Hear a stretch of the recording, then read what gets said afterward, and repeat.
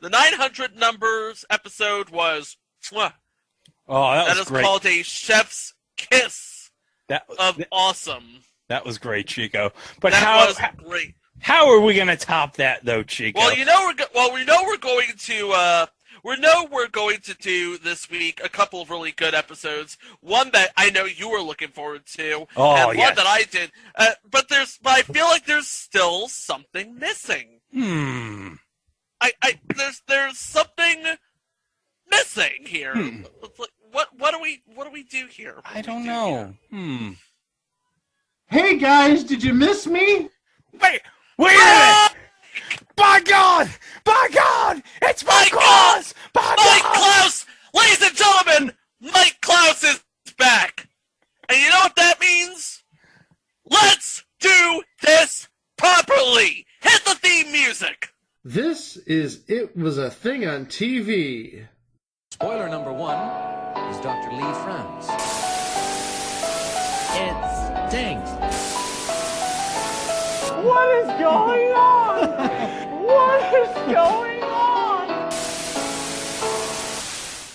Episode 110, submission 309, Makin It.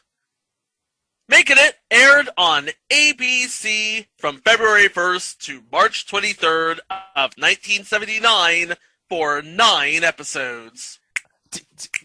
I'm sorry. I'm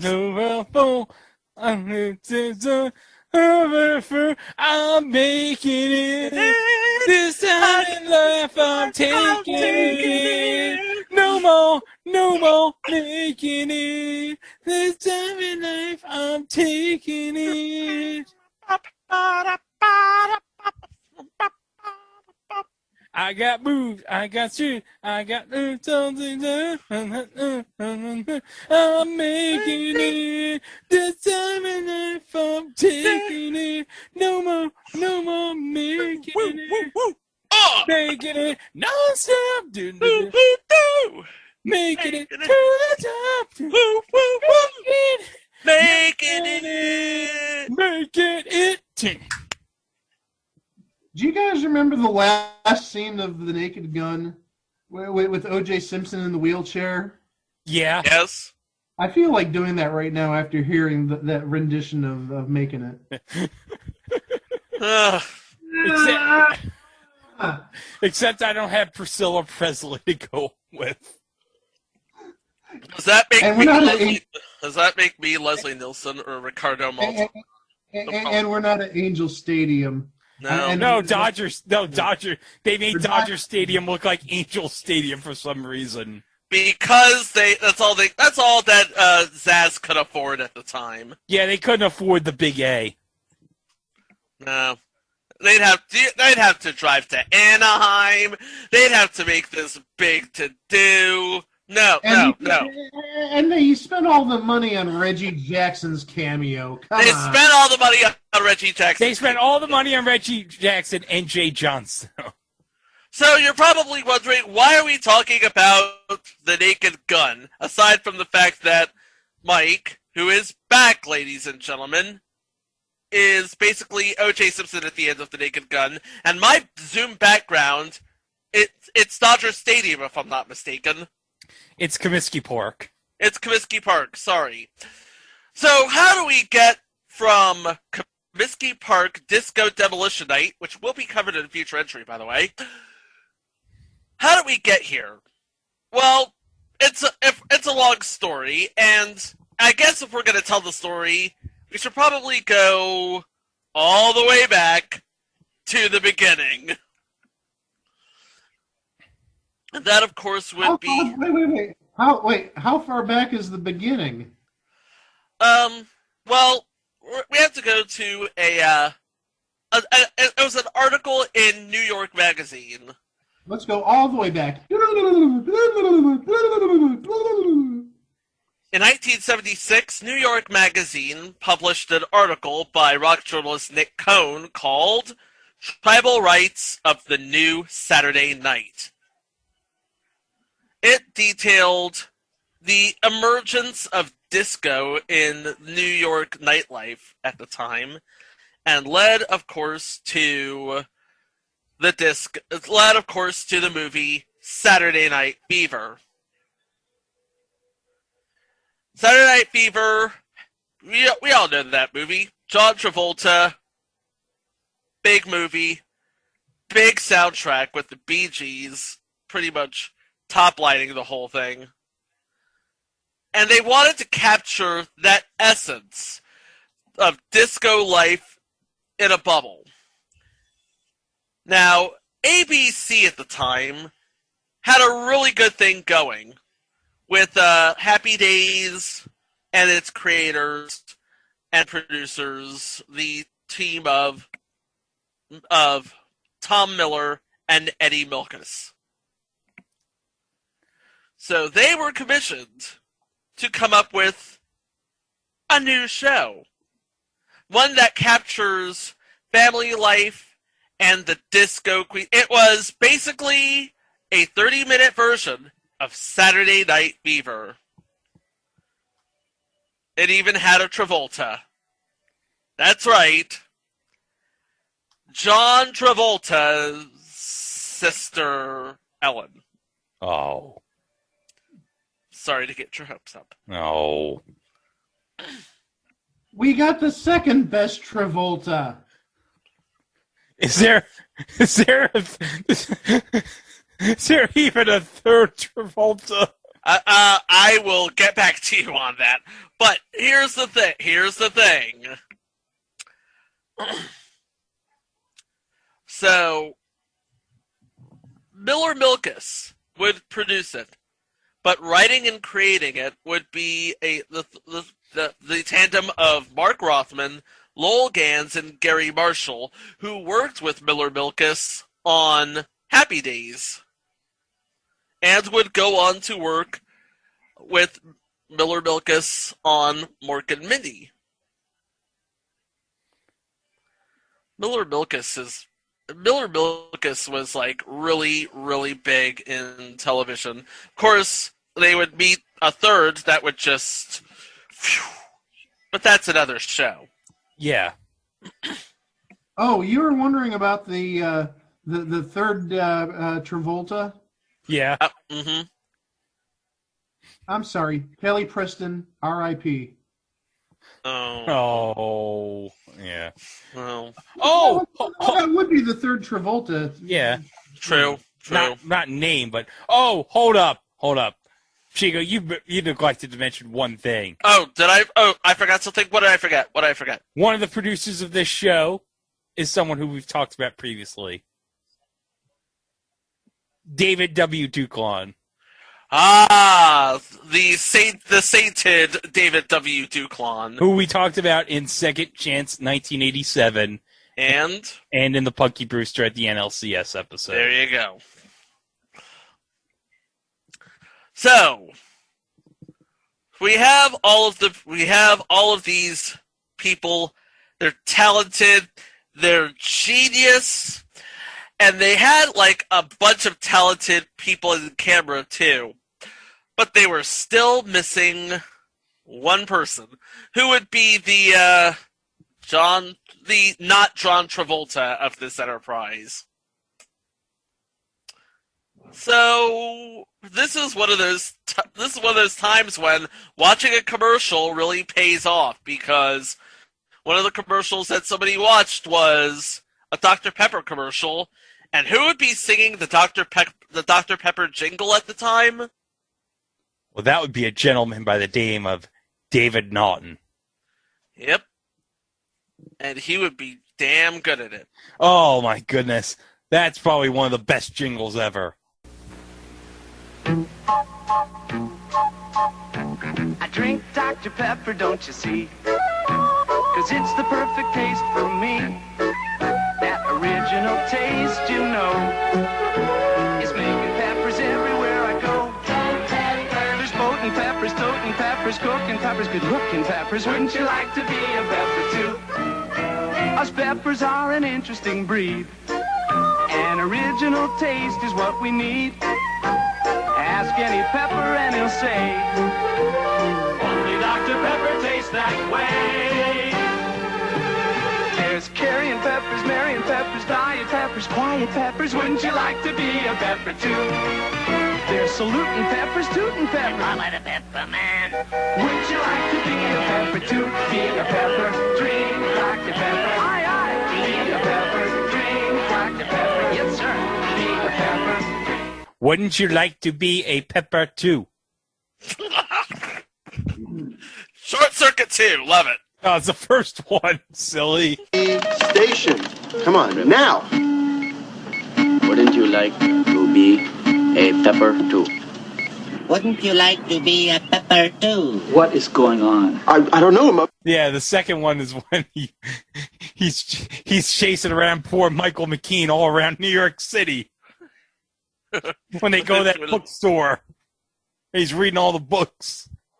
So David Naughton was cast in the role of Billy Minucci, a guy who by day worked at an ice cream parlor called the Tasty Treats, and by night was king of the dance floor. Oh, yeah. In the 70s, that was all the rage. The ice cream parlor guy by day, and then disco dancing king at night. But that's nothing compared to his brother, Tony Minucci, the older, more independent, more hip-happening brother played by the late Greg Antonacci. And everybody just loved him. Of course, rounding out the friend dynamic would be the sort of the weird one and the dumb one. Oh, yeah, because that's common in these shows. Yeah, the weird one was Al Kingfish Sorrentino, played by Ralph Seymour. And the dumb one was Bernard Fusco, played by Gary Prendergast. No relation to Teddy. No. Well, that's Pendergast, not Prendergast. Oh, okay. Yeah. Because this is the late 70s and a teenager has to have a girlfriend. Teenager has a girlfriend in the form of Corky Crandall, played by the ever-vivacious Rebecca Balding. And, of course, if you remember, back in episode 14, we talked about Rebecca Balding because she was the woman in the poker game on Super Train. With Cleavon Little, Roddy McDowell, and Santa Claus. She can't escape those darn discotheques, can she? No. Especially the ones that play poker matches for some reason. And, Mike, we still don't know why they would broadcast that poker game on the train.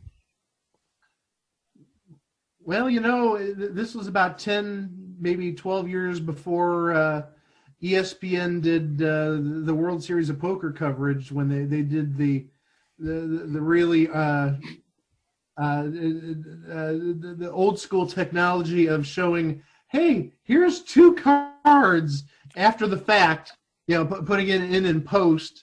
So maybe they're doing that. Who knows? Where the hell's Vince Patton? Where's Norman Chad? Yeah. Where's Gabe Kaplan? Oh, wait. He's on another show. He's on the same network, but another show. Yeah. That's what I just said. Yeah. Okay. So, of course, there's also the family dynamic because there is a family dynamic on Saturday Night Fever that they had to replicate. So, we have Billy's younger sister, Tina Minucci, played by Denise Miller. And their parents, Dorothy and Joe Minucci, played by Lou Antonio and the aforementioned Ellen Travolta. That's pretty much the entire cast there. Yeah. We have family, friends, relationship, guy just trying to make it in college with his hipper older brother. Well, let's watch some episodes, shall we? Yeah. No, let's not. Save me.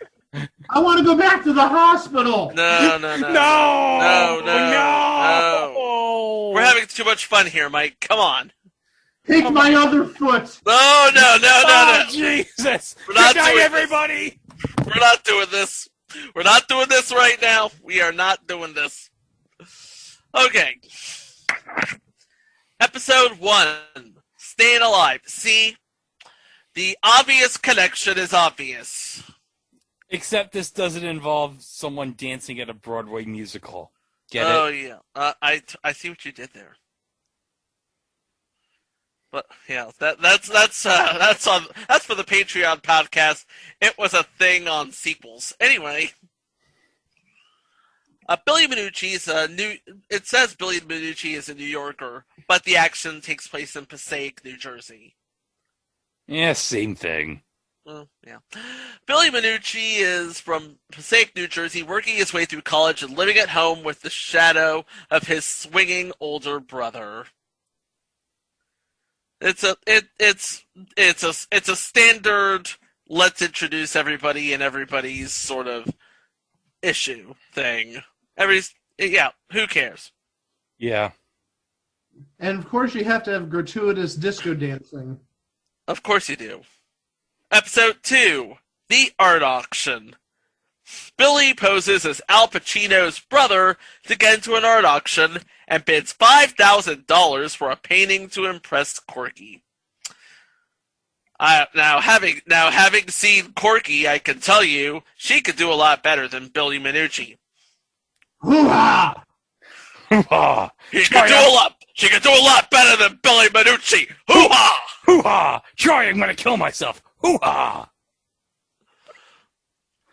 Hoo-ha! Hoo-ha! I just bought a $5,000 painting from my girlfriend who deserves better than me. Hoo-ha! Hoo-ha! My girl's gonna scam Cleavon Little on a trade. Hoo-ha! So that's how she paid for the painting. No. Oh, and by the way, do you know who wrote this episode? That would be Ron Levitt.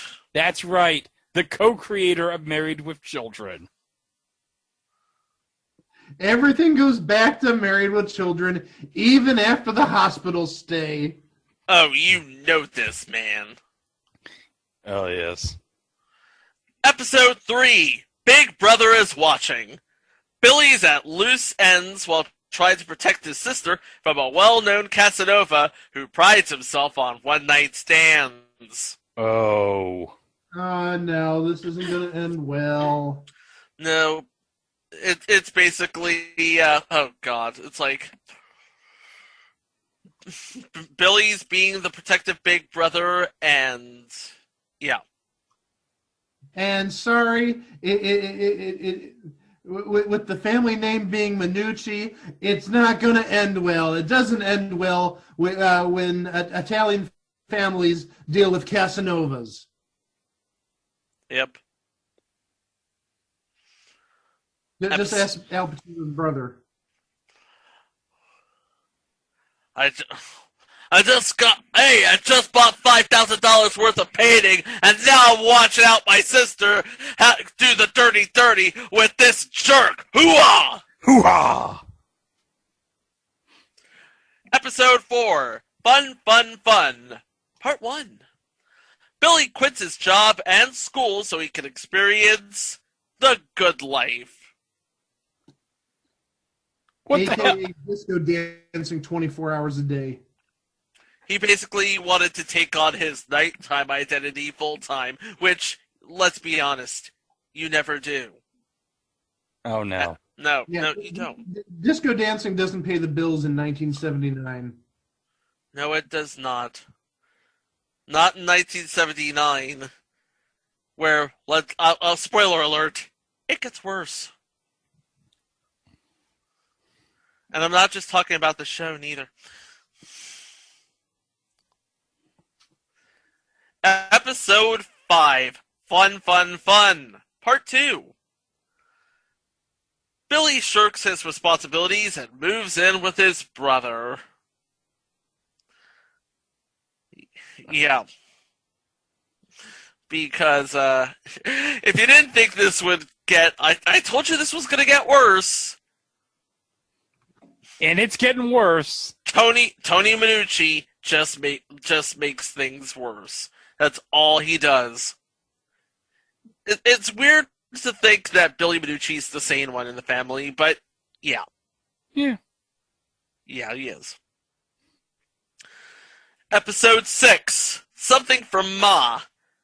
Now, this is the only... Now, I'll tell you right now, this is probably the only episode that's available in full on YouTube, so if you want, but it's a really good example of everything that goes on in this show.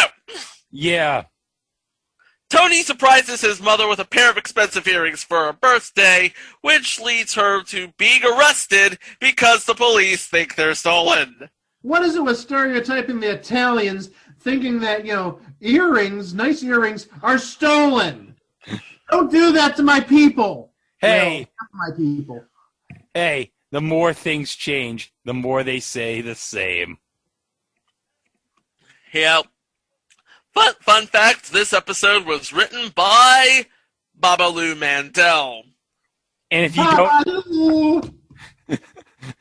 And he has written some notable movies. He's written the movie Splash, Spies Like Us, Gung Ho, Parenthood. A League of Their Own. A League of Their Own, City Slickers, and City Slickers 2, The Legend of Curly's Gold, which we'll also cover on our spin-off Patreon prize. It was a thing in a sequel to a movie. Episode 7, which was, fun fact, the last episode produced. There was a 10th episode, but it was never produced. Little Orphan Fusco. Bernard thanks Dorothy for nursing his injured foot by sending gifts, which her kids mistake for presents from a lover. Woo! Yeah. I needed to hear that in my life. It's been a long time since I've heard that woo. Yeah. Dorothy was just trying to be nice. Now Bernard is being nice. And the kids are like, who's trying to break up our family here? What's all this? What's all this? Go figure. Anyway, episode 8, Tony's Homecoming. Tony and his parents are reunited after a 2-year separation. So we learn now that Tony has been estranged from his parents for 2 years. Which I get because, again, Tony is the older, hipper brother who doesn't need nobody. He is just living his best life in late 1970s New York City. Hey, whatever. He does what he wants. Whatever, I do what I want. And now he's come home to see his parents. And I don't even know what he does after that. Yeah. And the final episode, Friends for Life. Aww. When Dorothy gets flowers from a secret admirer, her children suspect her of having an affair with the local encyclopedia salesman. Kids, okay, gather around. Oh boy. Back in the day, there was no such thing as Wikipedia. So all the information in the world would be on these things called books. And they would have like a series called an encyclopedia that had all the information in the world on them. And you'd pay like an extraordinary, ridiculous amount of money to have everything in the world on your bookshelf that would be instantly outdated in 6 months. That's why they update it every year, dude. That's my point. It was all a scam. Thank God for Wikipedia. So we don't have to pay for ridiculous encyclopedias ever again. True. Speaking for the educational field, we do still use them from time to time, albeit not necessarily in this virtual environment during COVID. Okay, that wasn't a good case. No, stick it to wasn't. Wikipedia. So basically, the life and times of Billy as he struggles through college while his older brother is living his best life. Yeah. And Billy wants a piece of that best life. You're damn right he is. Isn't that why he sang the theme song? To get a piece of the action? Yeah, that's right. Yep. This time in life, he's taking it. No more, no more. Making it. I got the chance. I'm taking it. Yeah. So there you go. It's like Billy gets a piece. In the first episode, Billy gets a piece of Tony's nightlife. And all of a sudden, he doesn't want a piece. He wants the whole thing. He wants the whole damn thing, baby. And that is basically Makin' It. The story of a good little Italian boy from Jersey who gets a taste of the nightlife. Yeah. So, and it's is it a really well told out story? Who knows? Because there's only one episode out there on YouTube. Yeah. Well, I only lasted about 6 minutes, so that may tell you how good or bad the show is. Yeah. But also, I will admit, I told Greg this before we started recording. Okay, generally with miller-milkis and, in parentheses, boyett shows, I'm not a big fan of them. Happy Days, I liked. Laverne and Shirley, Mork and Mindy?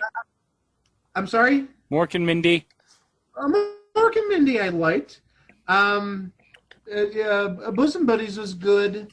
Full House I can't really say I cared about as a Miller-Boyett production. Perfect Strangers? Perfect Strangers Perfect Strangers got long in the tooth after season 3. Sorry. That's exactly what I was going to say. After about season 3 or season 4, I really didn't care for Perfect Strangers that much. Once we hit about 1990, nope, Perfect Strangers, I'm done with you. So yeah, it needed to be put out to pasture. But Family Matters. That's going to be on a later installment. Oh, that's right. I forgot about that. We'll talk more about that when we get to it. Yeah, remember we're going to be talking about shows that lasted one season too long, and gosh, I think we have maybe about 3 or 4 candidates just in the Miller-milkis Boyett family of shows. Oh, but yes. Okay, so you have this show. David Naughton is a lovable enough guy. His parents, Lou Antonio, Ellen Travolta, they're talented. The whole cast is just up and coming, and it's full of energy and full of life. There was just a couple things going for it. First of all, like Mike said, the writing or the actual show itself was just... It's an acquired taste. I mean, it is an absolutely acquired taste, as is disco as a whole. And another thing that the show had going for it, again, tell me what year this came out. 1979. Okay, and that was just about the time when disco was on the wane. Oh, yeah. Yeah, you got to remember, we already talked about this in at least 3 different installments. We talked about it in episode 86 with the Playboy Roller Disco and Pajama Party. And we talked about it the previous episode 85, with the 3rd annual college cheerleading championship, which was very heavily disco-laden. But also, we talked about it in some other shows. I mean, we could talk about the all-new Beat the Clock, which had a very disco vibe to it. A lot of synthesizers and those types of musical instruments. And what else did we talk about? Oh, well, we talked about Supertrain. Supertrain. What was the other one? Oh, well, you could even consider Pink Lady and Jeff. But yes. Oh, yeah. Kind of, sort of. Yeah. That was at the tail end. So, yeah. Disco. So this was, yeah. So, I mean, in 110 episodes, we've covered 4 shows that basically have spotlighted disco in its waning days. Yep. But but disco literally exploded out of flavor. Disco literally exploded out of favor on July 12th, 1979. Yeah, and we'll cover that eventually on this show. Yes, we will. Yep. It's all thanks to you, Steve Dahl. You're the reason why disco's dead. And the ultimate irony of all of this, because ABC canceled the show in March of 1979. The song of the summer of 1979, Makin' It, by David Naughton. Oh, you had your chance, ABC. You could have capitalized on a hit song, but no. Yep. Yeah, it was probably for the best anyway. Yeah. I mean, that at the end of the day, that is the legacy of this show, is that song. And it was basically a one-hit wonder for David Naughton. Yeah. I mean, let's face it, the legacy of that song, you can... Sometimes if you listen to a 70s station, chances are you're going to hear that song. Yep. I know they'll play it on 70s on 7. Oh, yeah. Well, let's not necessarily feel bad for David Naughton, because he did have a good career. Oh. Oh, yeah. He was an American Werewolf in London. Exactly. But let's also remember he was in My Sister Sam. Yes. Mm-hmm. And yeah, I mean, he had a decent career there for, what, the 2-3 seasons it aired. And he still did the Dr. Pepper ads. Oh, yeah. And and, fun fact, played Mr. Fantastic in the video game Marvel Ultimate Alliance. Oh, my goodness! So he was Reed Richards in Marvel Ultimate Alliance. He was Reed Richards in Marvel Ultimate Alliance. Oh, that's awesome. Yep. He was also... Oh, God! Oh, God! Is this on the list? Tell me if this is on the list or not. What is it? He played the male lead in the TV movie from 1988, Goddess of Love. I don't think Goddess of Love is definitely on there. Come on. Did we ever put... Let me look. If that's the one with Vanna White, I know I nominated that. No, we never put it officially on the list, believe it or not. Add it. Add it. It's added. Yeah, damn right we're going to add Goddess of Love on the list. While we're there, we're also going to add Turbocharged Thunderbird. Actually, no, that would be under Power Ranger ripoffs, which is also on the list. Yeah. Never mind. And I'm sorry. Taking a look at who's in Goddess of Love, not just Vanna White, not just David Naughton, but David Leisure and Amanda Bierce. Yes, that needs to be added like right now. And Little Richard, for heaven's sake. What? Oh, wait. Oh, I'm sorry. It was already on the list. It was 1507. My bad.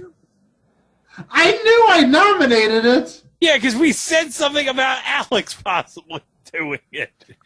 And he said he's never seen it. Well, he's got a good 2 months. Good. He's got a good 2 months. You tell Alex Braun to get on it. Yeah. But yeah, we are definitely covering that. Goddess of Love. Yeah, you damn right we are. We're having more fun talking about when we're going to talk about Goddess of Love in this show. Well, there's nothing remarkable about this show whatsoever. Nothing at all. No, the only remarkable thing about this show is the theme. That's is it. The theme music. That's it. That's it. That's it. And David Naughton. That's it. That's it. I'm going to add one more thing. What's that? How Ellen Travolta who would have been about 40 at the time, is David Naughton's mother. And how old was David Naughton? 25. I don't know. Was lower. It's like David Naughton. Lower Drew. No, David Naughton. It looks like he was about 29 at the time. Oh, what? Okay, Ellen Travolta looks like was born in 39, and So David she would have Naughton, been 40 at the so she time. would have been 40, and David Naughton was born in February of 51, so he would have been about 28. Actually, maybe even 27, 28. So my God, there's another one of those situations where, sorry, the mom is creepily younger than she should be. Man, that's Luke Perry on 90210 old. So David Naughton was 90210 old. Yeah. 90210 old. I just came up with that. What was he doing as a 29-year-old working in an ice cream shop? He was working his way through college. Hold up, I got At 29? I have one problem with in the opening of Making It, okay? Uh-huh. You know how David Naughton's like working the ice cream thing? Uh-huh. Like the frozen yogurt or whatever, and Yeah. he puts his mouth into the frozen. Oh, you would not do that in 2020. No, you would Hell not. no. Oh no. Hell, you got the flus and you got the COVID and you got the anthrax. You would get instantly fired if you did that. You would get fired, and you would probably get fired out of a cannon into the sun or something because, yeah. Well, thank heavens disco hasn't returned for the 2020s. That's the one good thing about 2020. We haven't gotten the disco back. True. Oh, my God. Is that the only good thing about 2020? Well, I asked you. No, the other good thing about 2020 happened last Saturday. Yes. Not to put our political beliefs out there, but fair point. And by the other good thing that happened in 2020, of course, I'm talking about Four Seasons Total Landscaping. Yes. Oh, no. You mean the corner gas station? No. No, corner gas is another episode. But we will never talk about that show on this show. We're never talking about corner gas. Corner gas is awesome. And also, Lance Storm would chastise us if we criticize corner gas. So I would never hurt We're Lance not Storm. criticizing corner gas. That's a great TV show. I love corner gas. It's like Wings. It made Tony Shalhoub's career. Hey, wait a minute. Wings? Yeah, you're right. It did make Tony Shalhoub's career. But you know, Mike, I think what Making It needed. What? It needed a Tim Daly. It needed a Tim Daly. It had a Tim Daly. David Naughton was Tim Daly. No, David Naughton is not Tim Daly. Oh, you mean the actual actor? The actual Tim Daly. Not a sort of Tim Daly archetype. Yeah, you're right. Tim Daly. It needed Tim Daly. This is how bad this show is. We're thinking, man, what would have made this show better? What would have made this show better? That is a good question. Well, no, I can tell you what's going to make this show better. With this show, it's eBay Price is Right. Are you kidding me? No, you haven't been back an hour and we're already doing this. Fine. Okay. All right. Play the music. Play the music.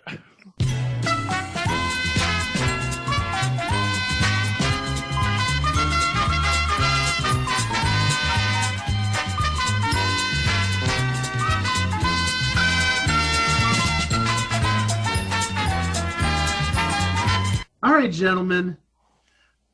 There's plenty of stuff regarding Making It on eBay. Not even joking. I see plenty of 8x10s. I see even tickets for the show. What? I'm not even kidding. Who would want to go see this show? Well, there's a lot of 2 tickets, one for Making It and one for the Guinness Book of World Records. I'm guessing the Guinness, maybe the Guinness game, I don't know. From looks like 78 or 79, going for $5 if you really want tickets. But obviously there's, oh gosh, like I said, a ton of photos, 7x9s, 8x10s, obviously a ton of 45s, singles. But there's something very interesting that I found, and it's a Making It bumper title card. It's from the network. It's basically something they'd show either before commercials or after commercials, or if there were technical difficulties, where it has like the name of the TV show and there's the entire cast standing there. And these are also generally like 8x10s. I've got a couple of them in my collection. And, I don't know what a bumper card is. I've lived through. You know what? Bumper cards are going on. No, we can't put that on. We cannot put bumper cards on the list because this is an audio show and not a video one. So, well, I tried. there goes that idea. So this is a Making It bumper card, title card. And usually these are made out of heavier cardboard stock, a little thicker. And again, like I said, it says Making It ABC, and you've got the whole cast there. You got there's like 9 people in this photo, a lot of people. And dollars and cents, please. And I'm going to start with Greg because I don't know why. So, Greg, dollars and cents, how much would you bid for this Making It bumper card, 8x10, thicker cardboard, color? I'm picturing it now. I'm going to say $13.99. $13.99. Okay. And Chico. Do I want to be a bastard? I don't know. How do you feel? $14.29. I'm not being a bastard. I'm giving him 30 cents worth of cushion. No, that's not a bastard at all.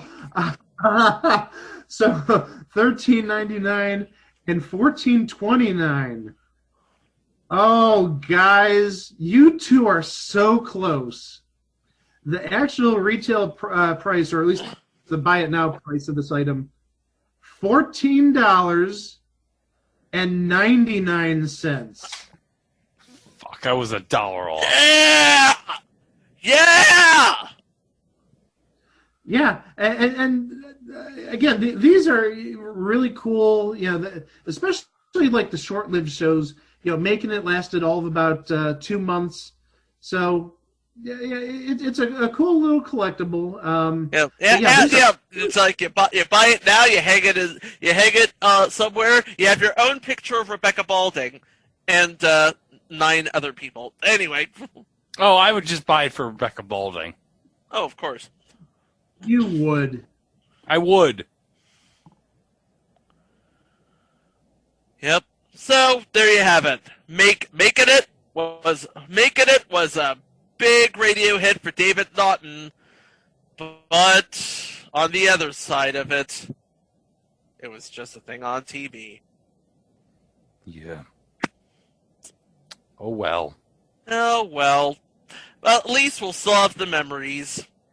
Mm-hmm. And hey, this coming year just might be my year, because 2020 sucked. I don't know what you're talking about. I've been making bank all year at my job. So have I, but then again, my job involves, well, let's just say the pandemic has been sort of neutral for my job. Hey, hold up a second. This year hasn't been bad because I just got... Uh-oh. What did Greg just get? I got the new Mallrats Special Edition Blu-ray. Yeah! Love it! Work it, son! Which has future entry, the TV edit of Mallrats. Yes! Yes! On disc 2. with the hilarious bad overdubbing of Jason Mewes. Let's be honest. You overdub Jason Mewes on a TV edit of a View Askew film, it's going to be bad. Oh, yeah. It is going... Yeah, you Mighty Duck pukes. That doesn't make any sense. Hey, all it took was a fat karate punch, Chico.